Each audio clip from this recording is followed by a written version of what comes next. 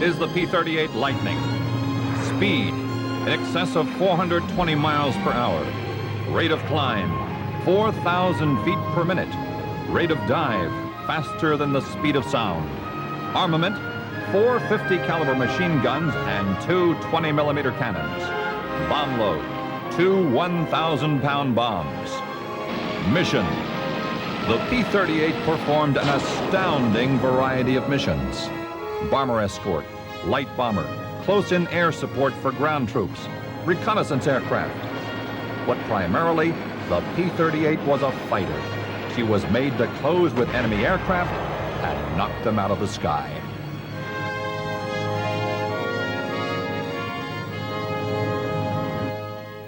The P-38 is one of those, what shall we call it, masterpieces of technology that beat the odds.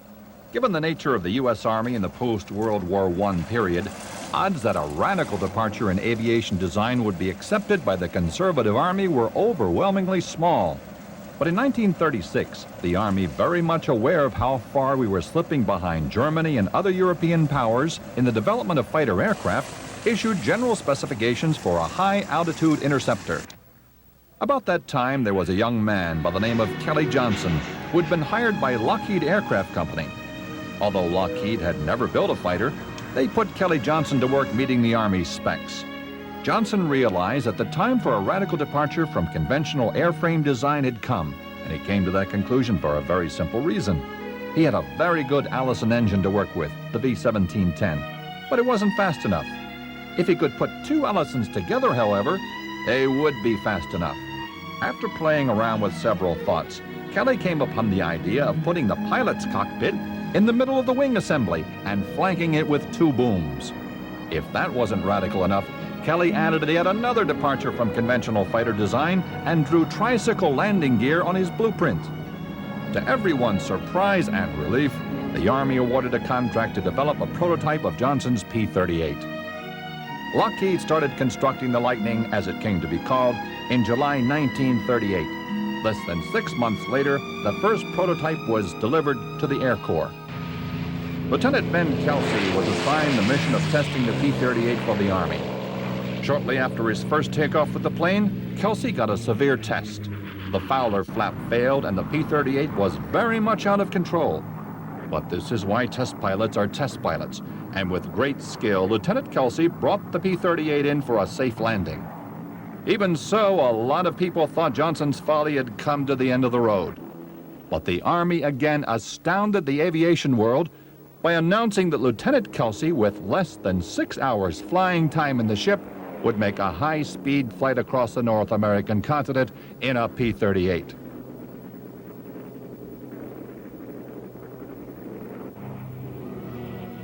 On the morning of 11 February 1939, Lieutenant Kelsey took off from Marchfield, California.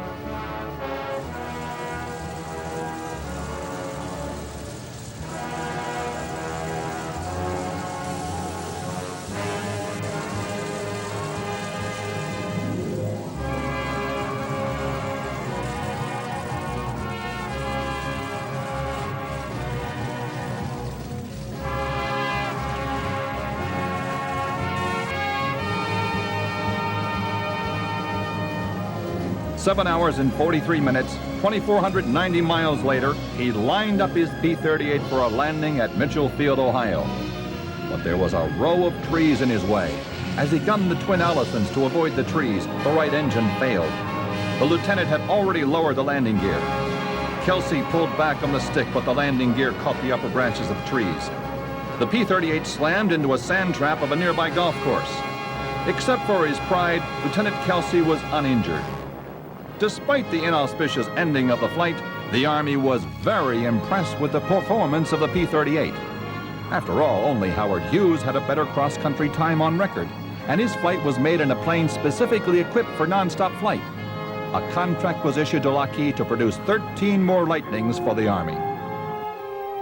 After the P-38, Kelly Johnson stayed on in the airplane design business. In years to come, he would design such famous performers as the C-130 Hercules, the U-2 spy plane, and the SR-71 Blackbird reconnaissance aircraft. Altogether, the P-38 underwent 18 model changes and nearly 10,000 aircraft were produced.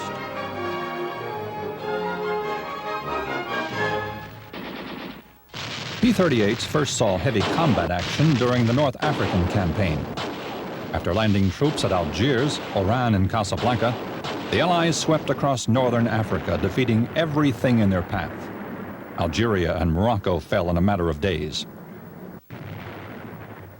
But Rommel made a stand outside Tunis and fought the Allied offensive to a halt.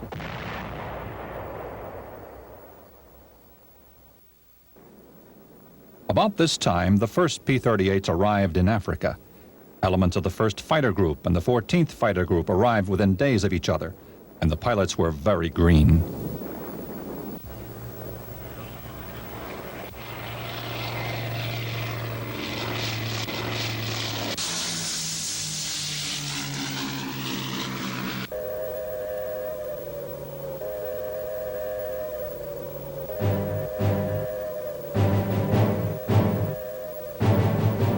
The Luftwaffe, on the other hand, had 3 years of aerial warfare under its belt. The initiation of the 1st and 14th was savage. In the first several months of the campaign, losses of planes and pilots were extremely high. Americans were literally learning their tactics as they flew their missions, and paying a high price for inexperience and ignorance.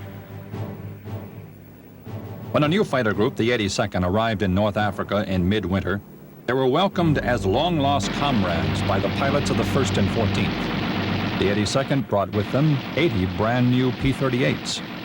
As the green pilots of the 82nd set down for their first time on African soil in their shiny new aircraft, smiling pilots of the 1st and 14th greeted them on the runway and welcomed them into the fraternity of P-38 combat pilots, or so it seemed.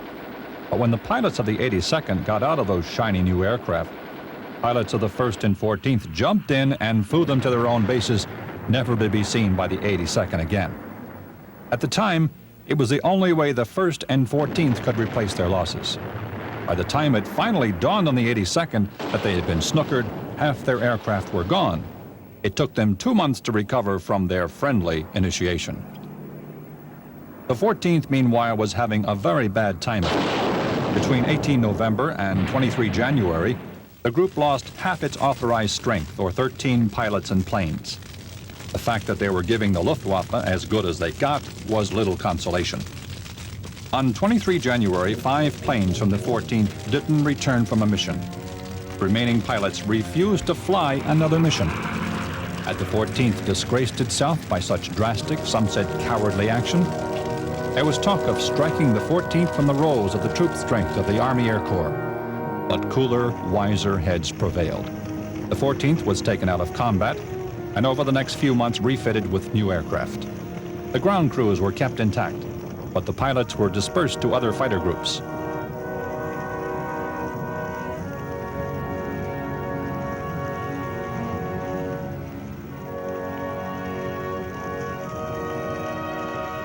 By the end of winter, the 14th was back in action and flying with distinction over the skies of North Africa.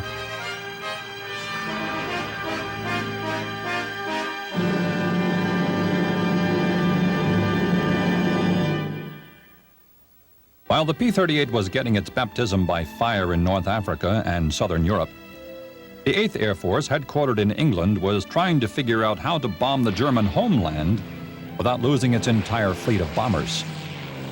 They could escort the bombers only so far, and at the threshold of Germany, they would have to turn back, leaving the bombers alone in the air.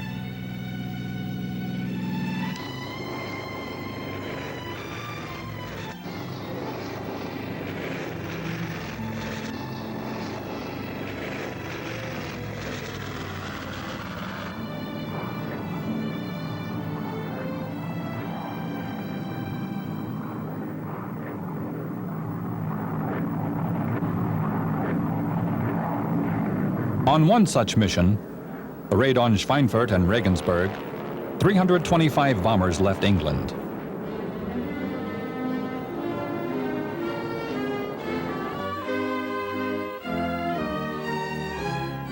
But even before they crossed the English Channel, German radar had picked them up and sounded the alarm that an Allied armada was on the way.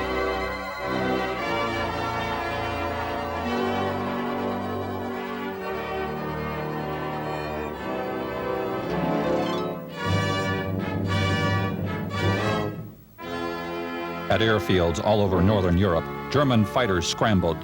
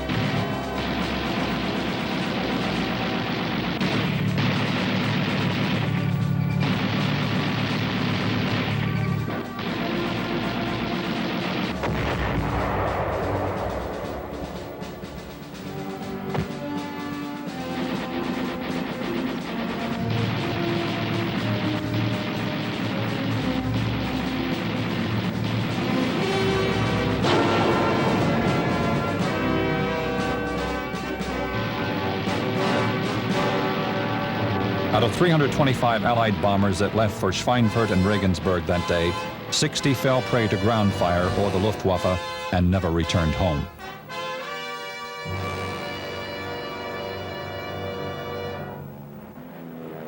It was late in 1943 before the Lightning was flying combat missions in Northern Europe.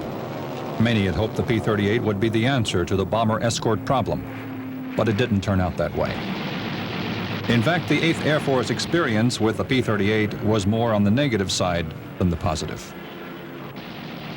Another problem that plagued the Lightning was the yet unsolved problem of compressibility. The airplane was unstable in a power dive, and therefore unreliable in a dogfight. We had been fighting the war for 2 years, and the problem was still unsolved. Many pilots considered the P-38 a killer. In November 1943, 18 ships were lost, and alarmingly, many of them went down not as a result of enemy fire, but due to mechanical failure.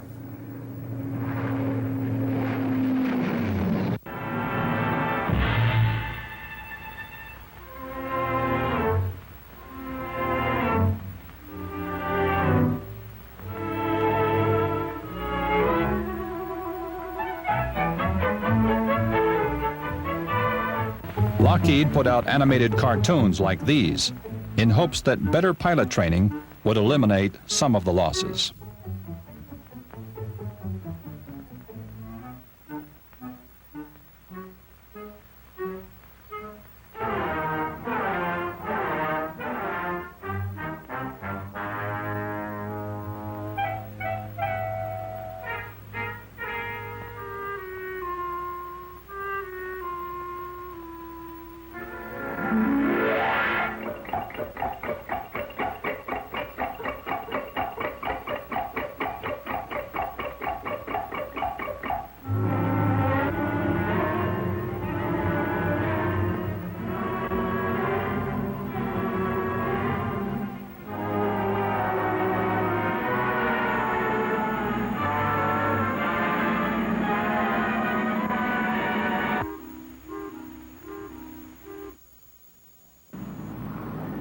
But cartoons didn't solve the problem of compressibility.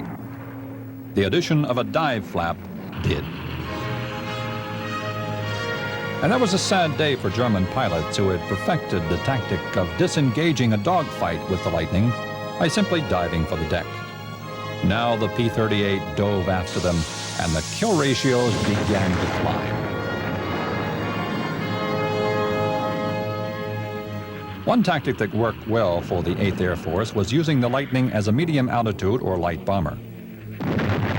This tactic was called drop snooting. A plexiglass bombardier station was built into the nose of one P-38 in a fighter group, usually the leader's ship. The other planes in the group would follow the leader over a target and drop their bombs on the signal of the bombardier in the leader's plane. Drop snooting worked particularly well against enemy airfields, and a lot of German aircraft were destroyed before they ever got off the ground. To make this tactic even more effective, the 8th initiated a system called jackpot. All of Germany was divided into sectors several hundred miles square. Each fighter group was assigned a sector, and it was responsible for destroying enemy aircraft and aircraft facilities in that sector. Interestingly enough, Allied losses in this kind of operation were 4 times greater than in aerial combat.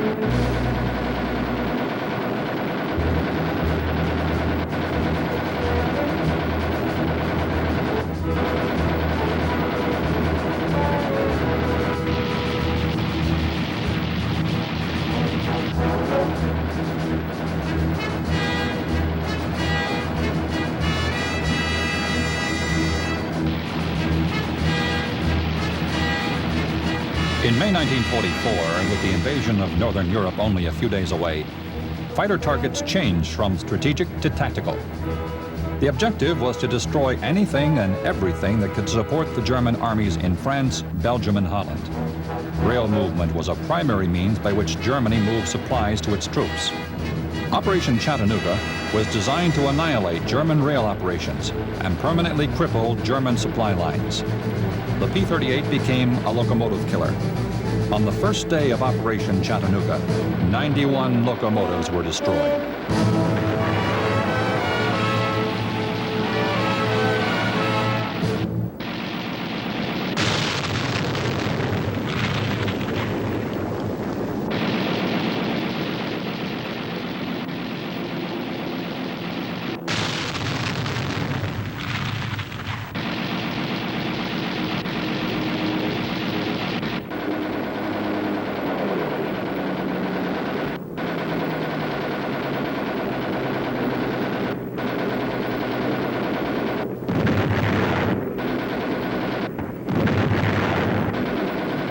Then barge traffic, petroleum yards, truck traffic, all fell under the fire of the P-38.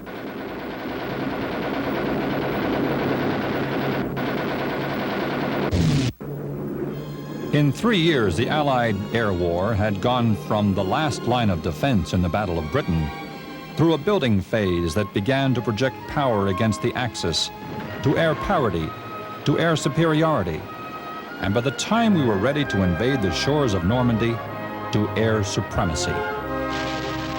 While we planned for the invasion of France across the Channel in the south of England, men and supplies in numbers never before known in history were gathered in a very small area.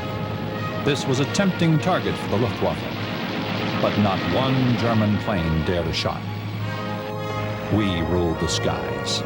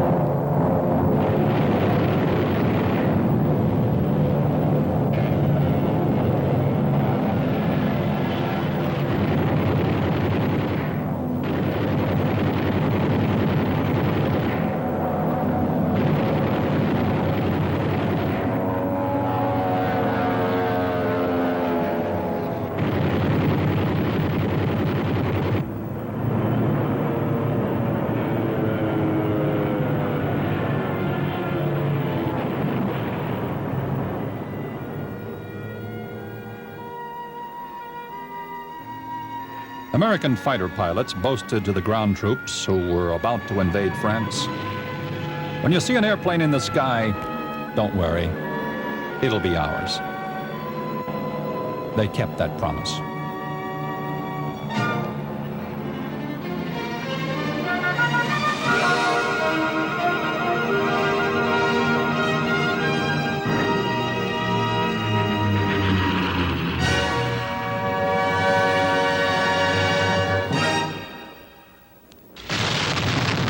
This is the day President Franklin Roosevelt said would live in infamy.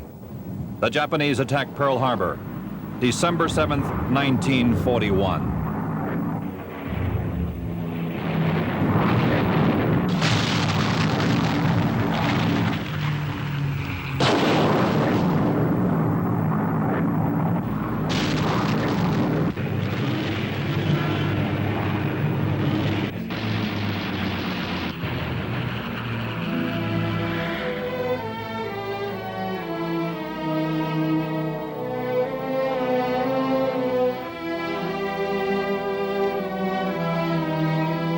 No one can take anything away from the accomplishments of the P-38 in Europe and North Africa. But it was in the Pacific theater that the Lightning came into its own. After the debacle at Pearl Harbor, the Japanese moved quickly to expand and consolidate their position.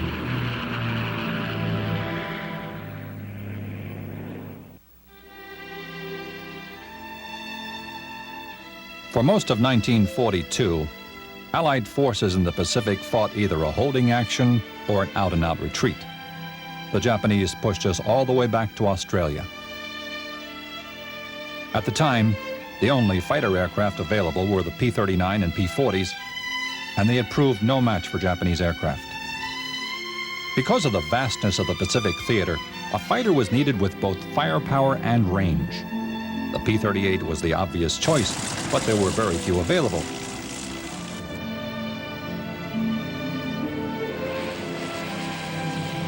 General George Kenney, commander of Allied air forces in the Pacific, begged the Pentagon for P-38s.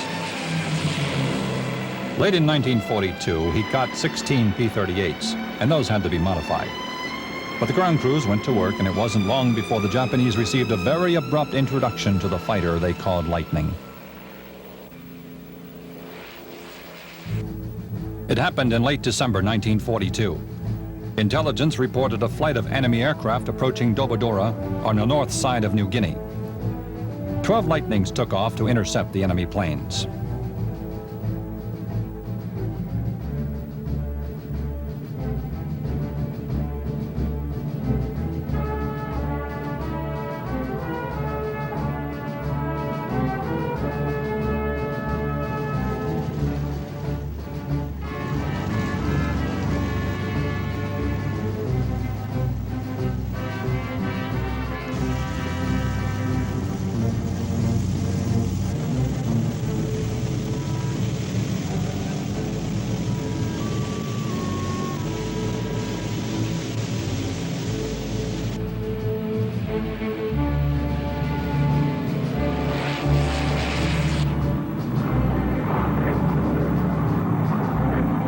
When contact was made, the Americans broke down into 3 flights of 4 planes and attacked the Japanese.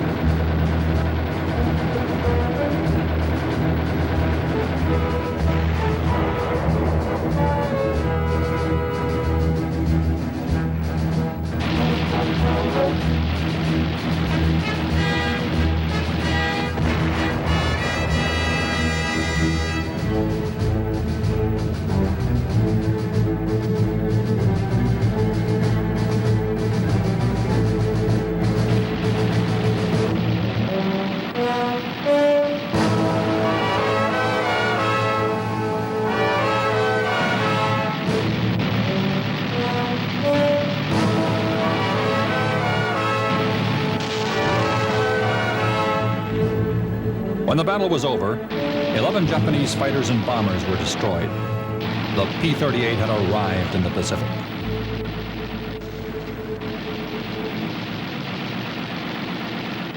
Although the P-38 had more range than any other fighter in the Pacific at the time, there was one man around who thought by applying the right techniques, even more miles could be coaxed out of the Lightning. That man, even though he was a civilian, had all the credentials anyone needed to teach long-distance solo flight. The man was none other than Charles Lindbergh. After flying with the P-38s, Lindbergh suggested a few things, and the pilots put those ideas to the test. Not so surprisingly, they worked, and added significantly to the success of the P-38 in the Pacific.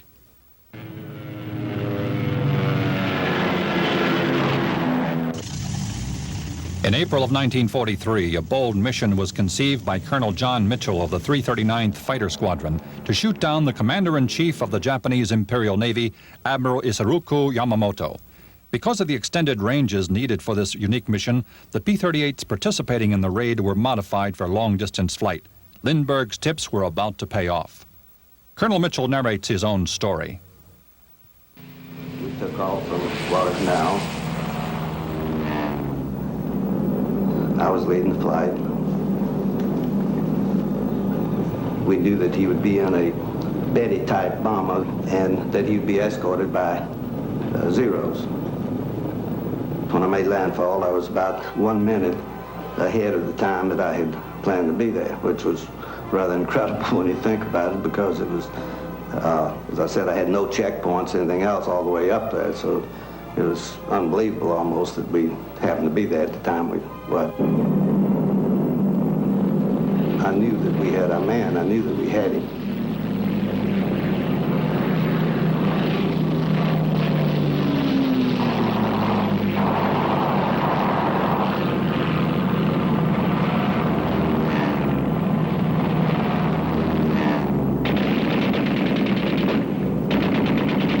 So, of course, as soon as this happened, we got the hell out of there because the mission was accomplished.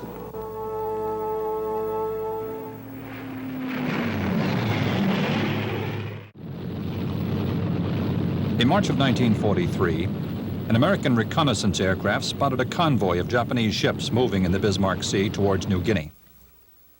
There were still only a handful of P-38s in the Pacific, but they were anxious to show what they could do against any target.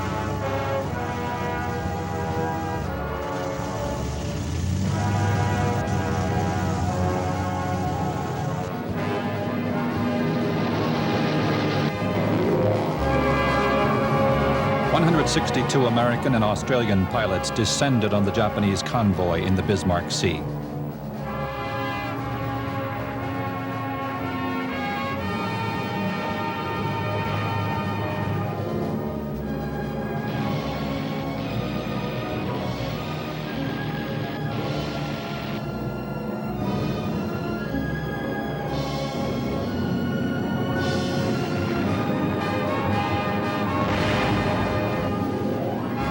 At a cost of only 6 Allied aircraft, the convoy was decimated, and an entire division of Japanese troops was crossed off the situation maps of the Pacific theater.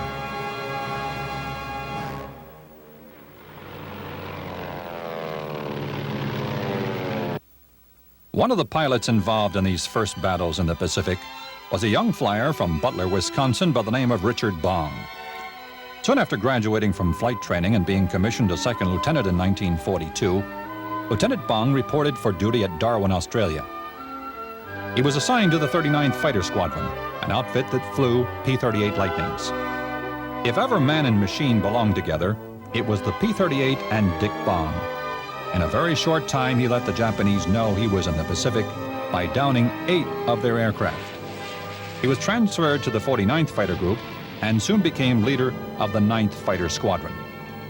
As Allied forces pushed the war in the Pacific back towards the Japanese mainland, Dick Bong flew cover for light and heavy bombers, taking on Vows, Zeros, Oscars, Tonys, Tojos, everything the Japanese put in the air against him.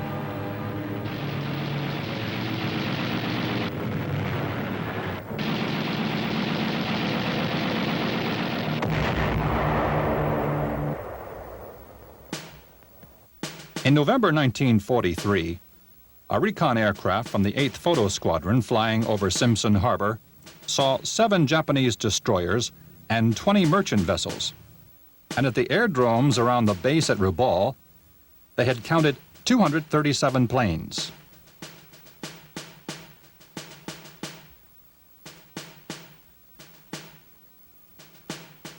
The pilots were briefed.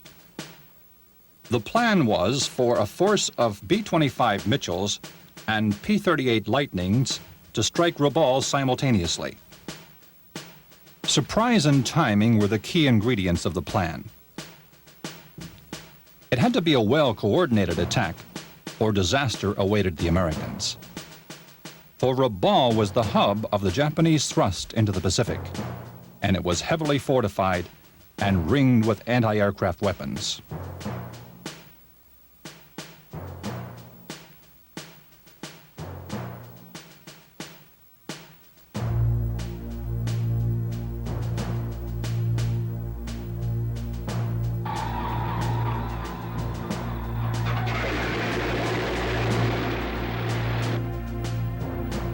Six squadrons of Mitchells and 6 squadrons of Lightnings took off for Rabaul.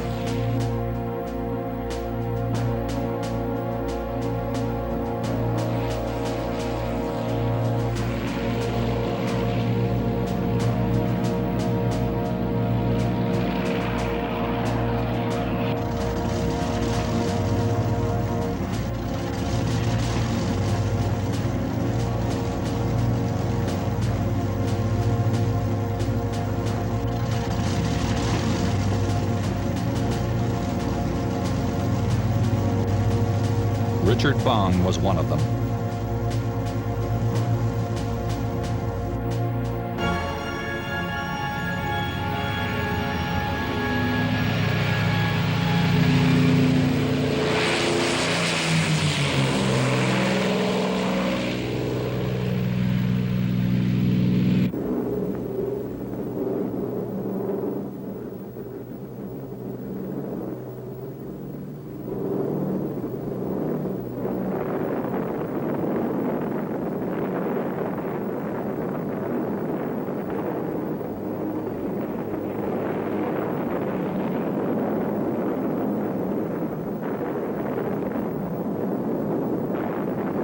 Japanese planes were in the air waiting for the American armada of 160 planes as they approached Rabaul.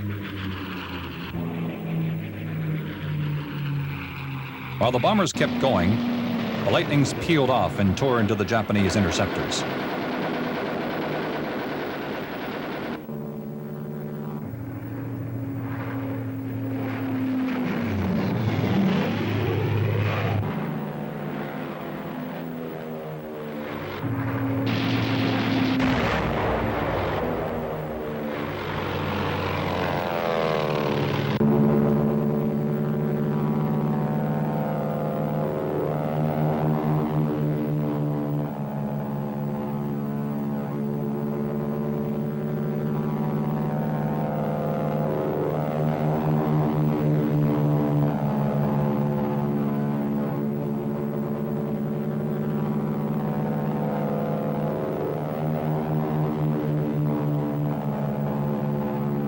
After shredding the interceptors, the P-38 savagely attacked their assigned targets on the ground.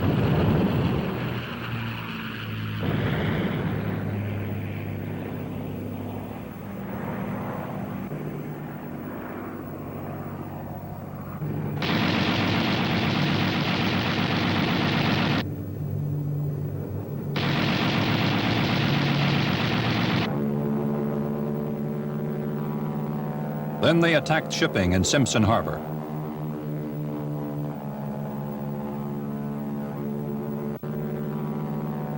The fury lasted 12 minutes.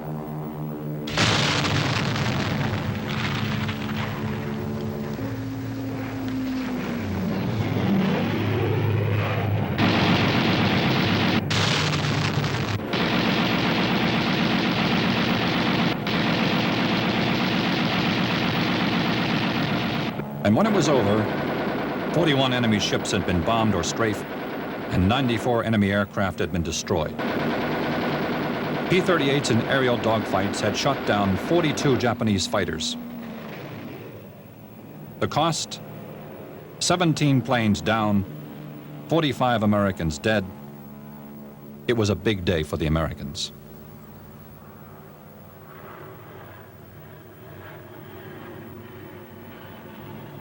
By now, Richard Bong had 28 confirmed kills in the air. He was America's top ace.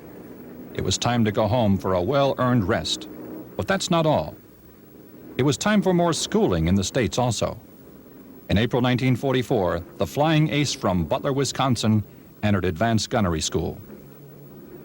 After graduation, Bong returned to Australia, now to teach what he knew so well, how to defeat Japanese pilots in aerial combat. But Dick Bong was not the only pilot who knew how to knock Japanese planes out of the sky with a P-38.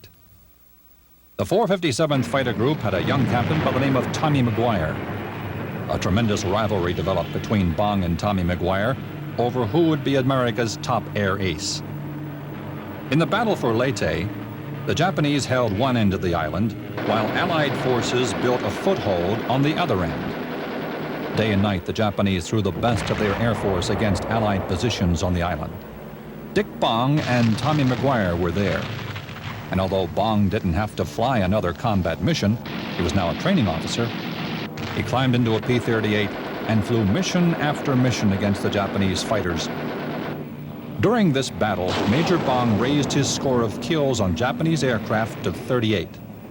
Tommy McGuire came out of the battle with 30 kills.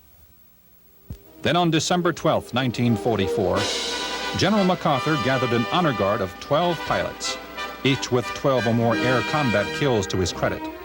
And as his fellow aces looked on, the general pinned the nation's highest military decoration, the Congressional Medal of Honor, on Dick Bong's chest. The citation read in part, "Though assigned to duty as gunnery instructor and neither required or expected to perform combat, Major Bong voluntarily and at his own request engaged in repeated combat missions, including unusually hazardous sorties over Balikpapan, Borneo, and in the Leyte area of the Philippines." As if this wasn't enough, Major Bong continued to fly combat missions against the enemy, and it wasn't long before he had kills number 39 and 40. After more than 2 years in the Pacific theater, hundreds of missions, endless eternities of aerial combat against enemy pilots, in January 1945, Major Richard Bong, America's top ace, returned to the United States where a hero's welcome had been prepared for him. But back in the Pacific, Captain McGuire was closing in on Bong's record. Not wanting to spoil Dick Bong's ceremony in the States by having him learn on the reviewing stand that he was second best, General George Kenney, commander of the 5th Air Force, grounded Tommy McGuire till after Bong's ceremony. On January 7th, Kenney turned McGuire loose. McGuire had 38 kills. He needed 2 to tie Bong, 3 to become America's premier ace. McGuire took off on a recon mission near Negros Island. Suddenly, he saw a Japanese plane flying right at him. Before he could fire, the plane passed beneath him and went into a steep turn at 300 feet. McGuire was slightly above him, and as he tried to tighten his turn, his lightning stalled out. Then McGuire shifted a snap roll, ending up in an inverted position with his nose down at a 30-degree angle. It happened so fast, the way most things did in a fighter pilot's life. Seconds later, McGuire slammed into the ground and exploded.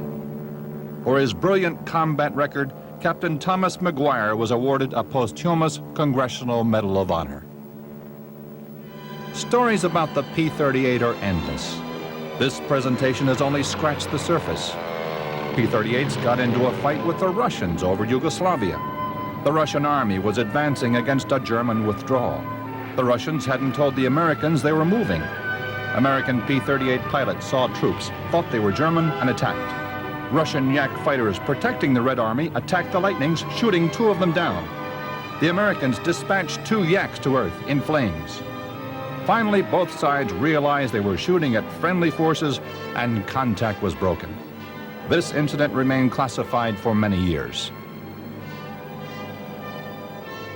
No matter where it flew, over North Africa, the Mediterranean, Northern Europe, over the Burma Hump, or the vast stretches and endless skies of the Pacific, the P-38 made an outstanding contribution towards defeating the enemy and shortening the war.